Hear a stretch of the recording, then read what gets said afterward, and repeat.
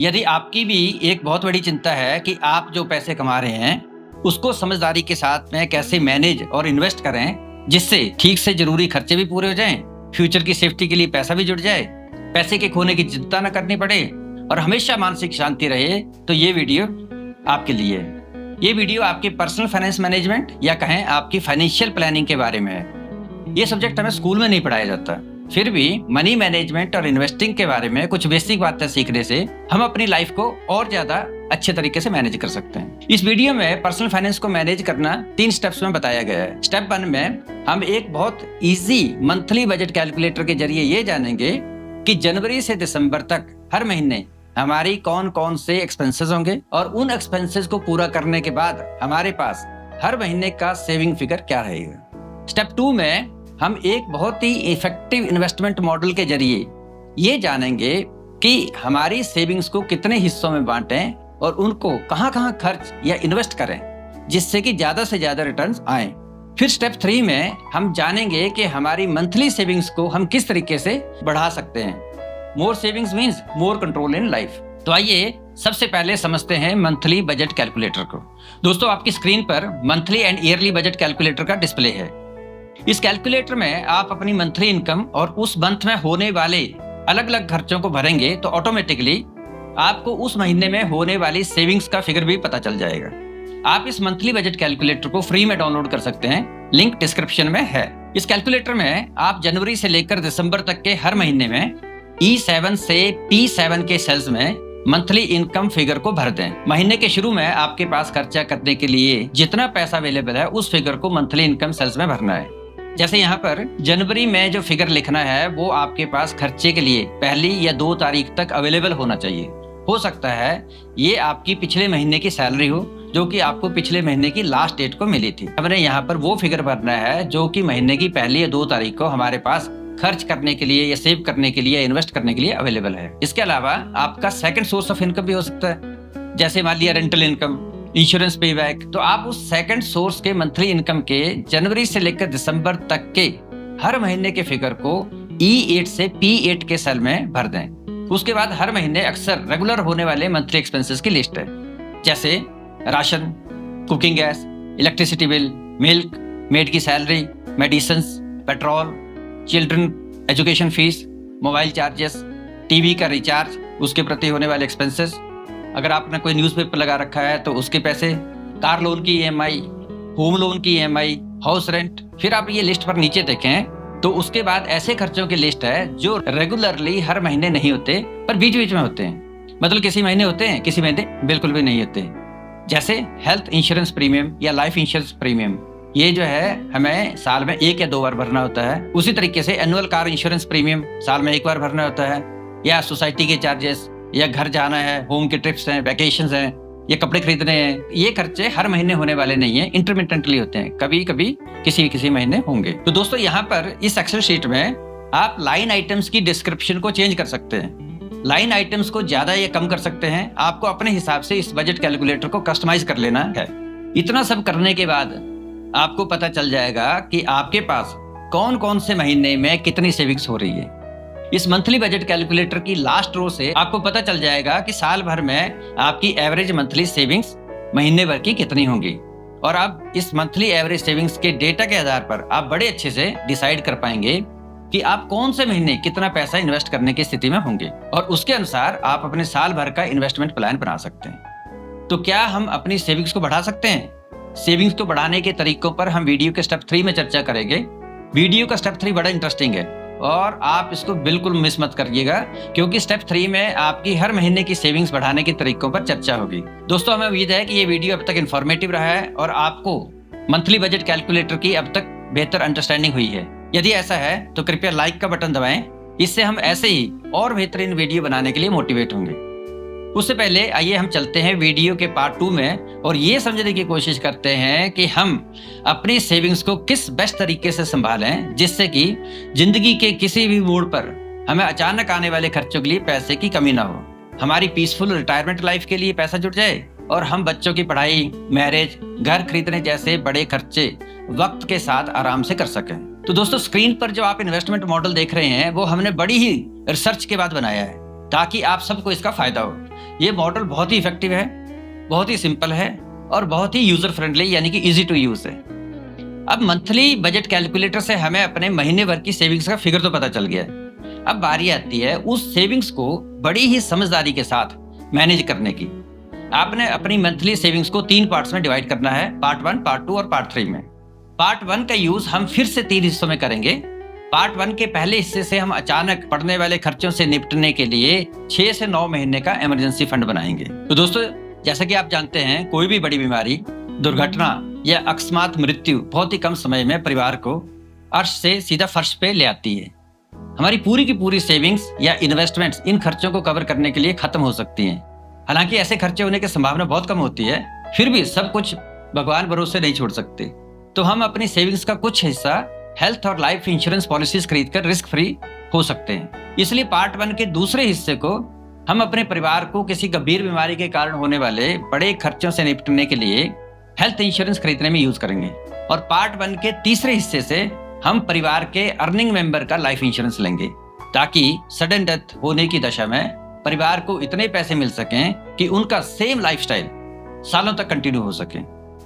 Savings के part 2 से हम अपनी रिटायरमेंट के लिए कुछ पैसा जोड़ेंगे, ताकि पैसों की चिंता किए बगैर हम एक अच्छी पीसफुल रिटायर्ड लाइफ गुजार सकें। सेविंग्स का पार्ट 3 हम वेल्थ क्रिएशन में लगाएंगे, यानी कि इन्वेस्ट करेंगे ताकि हमारा पैसा समय समय के साथ बढ़ सके और बिना किसी ज्यादा रिस्क के अच्छे रिटर्न दे सके, ताकि हम समय के साथ आने वाले खर्चों जैसे बच्चों की पढ़ाई या बैरेज है या घर लेने जैसे बड़े खर्चों को हम आसानी से मैनेज कर सकें। अब देखिए, यहाँ पर कोई भी प्रश्न पूछ सकता है कि हमें अपनी सेविंग में से पार्ट 1, 2, 3 में कितना कितना पैसा रखना चाहिए। तो रिसर्च करने के दौरान हमने पाया कि पार्ट 1, 2 और 3 में कितना पैसा होना चाहिए, ये 3 चीजों पर डिपेंड करता है। उस व्यक्ति की उम्र, उसके फैमिली मेंबर्स कितने हैं और उसकी मंथली सेविंग्स कितनी है। यहाँ पर परसेंटेज डिस्ट्रीब्यूशन वाला फार्मूला नहीं चल सकता, क्योंकि हर किसी की उम्र, फैमिली मेंबर्स की संख्या और मंथली सेविंग्स अलग अलग होती है। तो हमारे सामने ये चैलेंज था कि ऐसा क्या किया जाए जिससे कोई भी व्यक्ति अपनी उम्र और अपनी सेविंग्स का फिगर भरकर तुरंत ये जान सके कि उसका कितना कितना पैसा कैसे डिस्ट्रीब्यूट होना चाहिए, कितना पैसा इमरजेंसी फंड में जाए, कितना पैसा रिटायरमेंट के लिए जाए और वेल्थ क्रिएशन के लिए कितना पैसा जाए। तो इस समस्या के समाधान के लिए हमने इस इन्वेस्टमेंट मॉडल में 2 सेल्स का प्रोविजन रखा, जिसमें से आप यहाँ इस सेल में अपनी उम्र भर सकते हैं और इस सेल में यहाँ पर आप अपनी सेविंग्स के फिगर को भर सकते हैं। और ऐसा करते ही ऑटोमेटिकली आपका सेविंग्स का पैसा पार्ट 1, 2 और 3 में अपने आप डिस्ट्रीब्यूट हो जाएगा। इस डिस्ट्रीब्यूशन से आपको पता चल जाएगा कि आपकी मंथली सेविंग्स का अप्रोक्सीमेटली कितना कितना अमाउंट आपके इमरजेंसी और इंश्योरेंस पार्ट में जाएगा, कितना अमाउंट आपको रिटायरमेंट के लिए रखना चाहिए और बाकी का बचा हुआ कितना पैसा लो, मीडियम और हाई रिस्क इन्वेस्टमेंट के लिए अवेलेबल होगा। यहाँ पर आपको पार्ट्स में अमाउंट के साथ ही आपकी सेविंग्स का परसेंटेज फिगर भी दिखेगा कि कितना कितना परसेंट आपका इन पार्ट्स में जा रहा है। तो सबसे पहले डिस्कस करते हैं आपकी एज और फैमिली स्टेटस को। अब देखिए, इस सेल में जब आप अपनी एज भरेंगे तो उसके हिसाब से इंडिया में जो नॉर्मली फैमिली का स्ट्रक्चर होता है वो आपके सामने इस सेल में दिख जाएगा। इस सेल में आप केवल 20 साल से 55 साल तक की उम्र ही भर सकते हैं। जैसा कि अक्सर इंडिया में होता है, लगभग 28-29 साल के आसपास व्यक्ति की शादी होती है, फिर जनरली उसके 2 या 3 साल के बाद एक बच्चा परिवार में ढेर सारी खुशियां लेकर आ जाता है। अब फैमिली मेंबर हो जाते हैं 3 और उसके 3-4 साल और गुजरने के बाद में नॉर्मली एक और बच्चा परिवार में आ जाता है और अब परिवार के सदस्य हो जाते हैं 4। तो उसी आधार पर आप देखेंगे कि यहाँ पर हम इलस्ट्रेशन पर्पस के लिए जब अलग अलग उम्र भरेंगे तो उसके हिसाब से फैमिली स्टेटस चेंज होता जाएगा। इस सेल में आपने अपने आप से कुछ नहीं भरना है, ये ऑटोमेटिकली यहाँ पर आएगा। और क्योंकि हमारे हेल्थ और लाइफ इंश्योरेंस का प्रीमियम हमारी एज और हमारे परिवार के सदस्यों के काउंट पर डिपेंड करता है, तो एज भरने के साथ ही हेल्थ और लाइफ इंश्योरेंस के प्रीमियम का मंथली अमाउंट भी चेंज होता जाएगा। उसको आप नोटिस कीजिएगा। जैसे हमने सबसे पहले अपनी एज भरी 20 साल, तो आप देखेंगे कि फैमिली स्टेटस क्या है, अनमैरिड, और हेल्थ इंश्योरेंस और लाइफ इंश्योरेंस का प्रीमियम अमाउंट है 750 और 1700 रुपए लगभग। अब देखिए, अब उम्र को भर देते हैं 30, तो 30 भरने पर फैमिली स्टेटस चेंज हो गया, सेल्फ प्लस वाइफ और नो किड, और हेल्थ इंश्योरेंस का और लाइफ इंश्योरेंस का प्रीमियम अमाउंट बढ़ गया। अब इस फिगर को देखिए कर देते हैं सपोज 37 साल। अब आप देखेंगे कि 37 या 37 का फिगर भरने के साथ ही सेल्फ वाइफ और 2 बच्चों का स्टेटस आ गया और उसी के हिसाब से आपका हेल्थ और लाइफ इंश्योरेंस प्रीमियम भी बढ़ गया।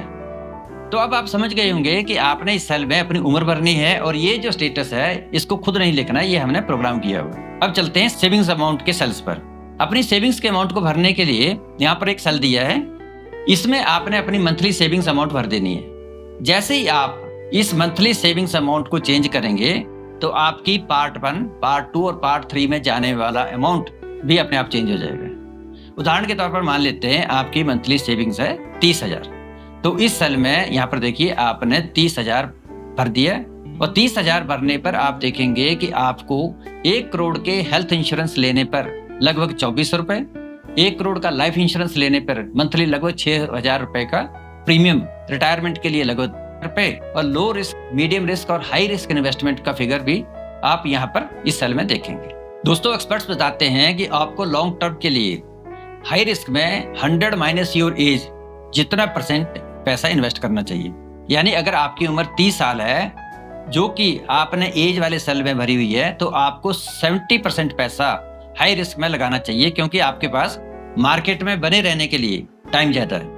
आपकी उम्र कम है इसलिए टाइम ज्यादा है, और क्योंकि समय के साथ साथ में स्टॉक्स की वैल्यू बढ़ेगी ही बढ़ेगी, उसमें टेम्परेरी उतार चढ़ाव जरूर आते हैं, लेकिन अभी तक का इतिहास रहा है कि लंबे समय तक मार्केट में बने रहने से पैसे की ग्रोथ ही होती है। तो हाई रिस्क इन्वेस्टमेंट फिगर का लिंक सीधा सीधा आपकी एज से भी है जो आपने यहाँ पर भरी हुई है।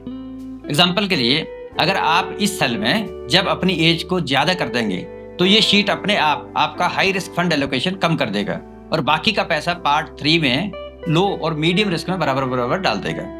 अभी एक और एग्जाम्पल लेते हैं। मान लिया ये 30,000 के बजाय किसी की मंथली सेविंग्स है 40,000 रुपए, तो 40,000 का फिगर भरने पर देखिए क्या हुआ, उम्र वही थी, ये 30 साल, इसलिए हेल्थ और लाइफ इंश्योरेंस के प्रीमियम का अमाउंट वैसा के वैसा ही रहा, लेकिन पार्ट 2 में जो रिटायरमेंट के लिए पैसा जोड़ना है उसमें फर्क पड़ा, वो 3,000 से 4,000 हो गया, और आपकी वेल्थ क्रिएशन वाले अमाउंट के लो, मीडियम और हाई रिस्क वाले फिगर भी आप यहाँ देखें वो भी चेंज हो गए। इस बहुत ही आसान इन्वेस्टमेंट मॉडल को थोड़ा सा और समझने के लिए अब हम सेविंग्स को 40,000 ही रखते हैं, लेकिन एज को चेंज कर देते हैं, 30 से 40 कर देते हैं। तो 40 करने पर आप नोटिस करेंगे कि आपका हाई रिस्क का एलोकेशन 23,000 से 18,700 हो गया और आपका लो और मीडियम रिस्क में एलोकेशन बढ़ गया। अगर यही एज फिगर हम 54 ईयर्स कर देते हैं, तब देखिए हाई रिस्क में एलोकेशन और कम हो गया और लो और मीडियम रिस्क में पैसा ज्यादा चला गया। तो इस तरीके से आप इस एक्सेल शीट का बड़े अच्छे से इस्तेमाल कर सकते हैं। इस एक्सेल शीट में आपको ये पता चल जाएगा कि आपकी जो उम्र और मंथली सेविंग्स हैं उसके आधार पर आपका कितना कितना पैसा पार्ट 1, पार्ट 2 या पार्ट 3 में जाना चाहिए। दोस्तों, आप ये मानेंगे कि दूसरों की लाइफ में वैल्यू एडिशन करना बहुत ही अच्छा और सुकून देने वाला काम होता है। तो हमने तो ये काम इस वीडियो को बनाकर कर दिया, लेकिन अब आपकी बारी है। यदि आपको लगता है कि आपके फैमिली मेंबर, फ्रेंड या किसी स्टूडेंट को इस जानकारी से फायदा हो सकता है, तो उनका शुभ चिंतक होने के नाते उनके साथ इस वीडियो को जरूर शेयर करें और उनकी जिंदगी में वैल्यू एडिशन करें। लौटते हैं वापस वीडियो के टॉपिक पर। तो अपनी उम्र को मद्देनजर रखते हुए हाई रिस्क में हमने उतना ही पैसा डालना है जितना कि एक्सपर्ट बताते हैं, 100 माइनस योर एज। आपकी एज अगर 30 साल है तो आपका हाई रिस्क में 70% पैसा जाना चाहिए, लेकिन अगर आपकी उम्र 55 साल है, 55 ईयर्स है, तो आपका हाई रिस्क में केवल 100 माइनस 55 दैट मीन्स 45% ही पैसा जाना चाहिए। एक बहुत ही इंपॉर्टेंट बात यहाँ पर मैं आपको बताना चाहूंगा, आप पार्ट 3 में कोई भी इन्वेस्टमेंट स्टार्ट करने से पहले यदि आपने कोई लोन लिया हुआ है जिस पर आपको काफी बड़ा इंटरेस्ट पे करना पड़ रहा है, तो सबसे पहले ऐसे लोन को जितने भी कम समय में संभव हो खत्म कर दें। जैसे कि यदि कोई लोन आपने 12% इंटरेस्ट पर लिया है या वो चल रहा है आपका और आपने उसको खत्म कर दिया, तो समझो आपने 12% का रिटर्न जनरेट कर लिया। सो पे high interest loans first but after taking health and life insurance and before starting any investment. तो दोस्तों, अब चलते हैं इस वीडियो के पार्ट 3 में, जिसमें हम उन तरीकों को डिस्कस करेंगे जिससे हमारी मंथली सेविंग्स बढ़ सकती है। तो दोस्तों, एक बहुत ही फेमस सेइंग है, if you will keep on doing the same things you will keep on getting the same results and it will be insane on our part two expect different results. यानी जो चीज आप कर रहे हैं, जैसे कर रहे हैं और उससे जो रिजल्ट मिल रहे हैं, वो चीज वैसी की वैसी करने से आपको सेम टू सेम रिजल्ट मिलेंगे, और ये सोचना पागलपन होगा कि हमें रिजल्ट कुछ और मिलेंगे। इस चीज को लिंक करते हैं हम अपने आज के वीडियो के टॉपिक से, यानी कि पर्सनल फाइनेंस प्लानिंग कैसे करनी चाहिए। तो चलिए हम ये देखते हैं कि आज हम ऐसी क्या चीज डिफरेंट करें जिससे हमारे रिजल्ट्स डिफरेंट आए, हमारी मंथली सेविंग्स बढ़े और पैसे की ज्यादा से ज्यादा ग्रोथ हो। नहीं तो जैसा पास्ट में हम करते आए हैं वैसा आज भी करते रहेंगे तो बाद में रिजल्ट भी सेम आएंगे, मंथली सेविंग्स भी उतनी ही होंगी और पैसे की ग्रोथ भी वैसी की वैसी होगी जो पास्ट में होती आई है। तब करें क्या? तो अगर डिफरेंट रिजल्ट्स चाहिए तो आपको कुछ ना कुछ डिफरेंटली करना होगा। हमें अपनी एक बहुत कॉमन हैबिट या आदत को चेंज करना होगा। वो आदत कौन सी है? हम अपनी मंथली सेविंग्स को एक डिफरेंट अप्रोच से कैसे बढ़ा सकते हैं, इसके लिए पहले हमें एक फार्मूला समझना होगा। तो दोस्तों, हमारी एक कॉमन हैबिट होती है कि हमारे पास पैसे आते हैं, हम उनमें से पैसे खर्च करते हैं और बाकी का बचा पैसा हम इन्वेस्ट करने के बारे में सोचते हैं। तो फार्मूला क्या लगाते हैं सबकॉन्शियसली हम, यानी कि income minus expenses is equal to savings. तो इसके बजाय हमें करना क्या चाहिए? जैसे ही हमारे पास पैसा आता है तो एक रूल है, पे योरसेल्फ फर्स्ट। इसका मतलब है कि आपके पास में जब भी कोई सैलरी आए या कहीं से आपका पैसा आए तो सबसे पहले आप अपने आप को पैसे का कुछ हिस्सा पे कर दें। तो income minus savings is equal to expenses, ये फार्मूला अपनाएं। तो दोस्तों, इन्वेस्ट करने के लिए हमें सेविंग्स की आवश्यकता है, इसलिए सेविंग्स को अधिकतम कैसे करें, मैक्सिमम कैसे करें, आइए समझते हैं नीड्स वर्सेस वांट्स के बारे में। नीड्स की कैटेगरी में आने वाले खर्चे हमारे सर्वाइवल के लिए बेहद जरूरी होते हैं, इनके बिना हमारा गुजारा नहीं चल सकता। जैसे ration, cooking gas, electricity bill, milk, medicine, petrol या बच्चों की फीस है या मोबाइल के चार्जेस हैं या फिर हमें कोई ईएमआई हमारे ऊपर चल रही हो, जैसे कार लोन की ईएमआई है या होम लोन की ईएमआई है, हाउस रेंट है। तो ये सारे के सारे खर्चे हमारे नीड्स हैं, इनको पे किए बिना हमारा काम नहीं चल सकता। लेकिन दूसरे तरीके के जो खर्चे होते हैं वो होते हैं वांट्स, हमारी डिजायर्स, हमारी इच्छाएं, जिनके बिना भी हमारा गुजारा चल सकता है। आप लॉकडाउन के उन दिनों को याद करें जब हम सब घर में बंद होते थे, तब हमें क्या क्या चाहिए होता था? ये सब जरूरी चीजें चाहिए होती, बल्कि इससे भी कम जरूरतों में हमारा गुजारा चल जाता था। और ये जो जरूरी चाहिए होता था वही चीजें हैं हमारी नीड्स। इसके अलावा महंगे फोन, महंगे कपड़े, आउटसाइड डाइनिंग, ये सारे के सारे खर्चों के बिना भी हम रह लेते थे। तो ये वांट्स कैटेगरी वाले खर्चे आपके सर्वाइवल के लिए जरूरी नहीं होते, ये सारे के सारे अननेसेसरी टाइप के खर्चे होते हैं जिनको आप एक बार जरूर रिव्यू करो। यदि ऐसे खर्चों को आप लिमिट करें तो यहाँ से पैसा बचा के आप अपनी सेविंग्स को बढ़ा सकते हैं और उस सेविंग्स को अपने फ्यूचर की बेटरमेंट के लिए इन्वेस्ट कर सकते हैं। ज्यादा सेविंग्स का मतलब अब हमारे पास पहले के बजाय ज्यादा पैसा जमा होगा, जिससे इस बात का भी सुकून होगा कि फ्यूचर में बेसिक नेसेसिटीज जैसे रोटी, कपड़ा और मकान की आवश्यकताएं समय समय पर पूरी होती रहेंगी। तो दोस्तों, अपनी सेविंग्स को पार्ट 1, 2, 3 में तो डाल दिया है, लेकिन पार्ट 1 यानी कि इमरजेंसीज, पार्ट 2 यानी कि पीसफुल रिटायरमेंट लाइफ और पार्ट 3 यानी कि इन्वेस्टमेंट लो, मीडियम और हाई रिस्क में कैसे करें, आप इस चीज को जानने में जरूर इंटरेस्टेड होंगे। तो इन तीनों एरियाज को डिटेल में समझने के लिए आइए मिलते हैं नेक्स्ट वीडियो में।